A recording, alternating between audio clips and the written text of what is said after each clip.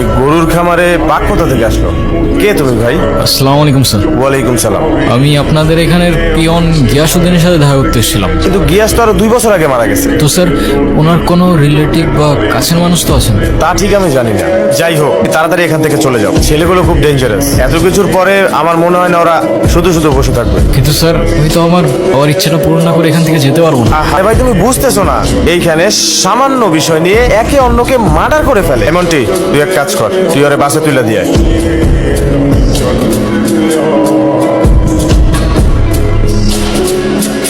নতুন তাই না?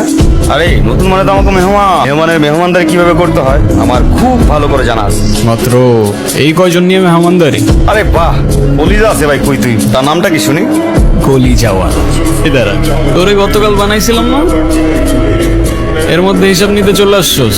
আরে ভাই, হিসাব নিকাশ স্যার আজকে অনেক কিছু দিব আপনার, আর কল্পনাও করতে পারবেন না। ফ্রিতে দেবো আজকে, ফ্রিতে। ছোট ভাই, তোর বাপ কি তোর পেছনে ভান্ডার গুঁজে দিচ্ছে নাকি?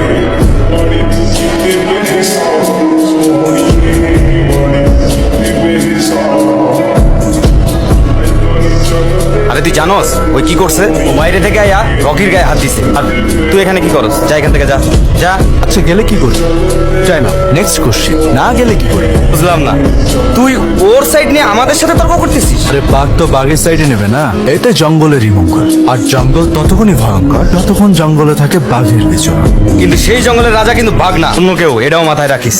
ইতিহাস ঘেটে দেখ, কোনো রাজাই তার রাজত্ব টিকিয়ে রাখতে পারে নাই। তোর রাজাও পারবে। শোন, ভাইরে যদি জানাই ফলটা কিন্তু ভালো হইব না। তোর ভাই কি ফলের বিজনেস শুরু করছে নাকি রাজনীতি ছেড়ে? ফল ভালো। দাঁড়া, বাইরে জানাই দিছে। এই চল।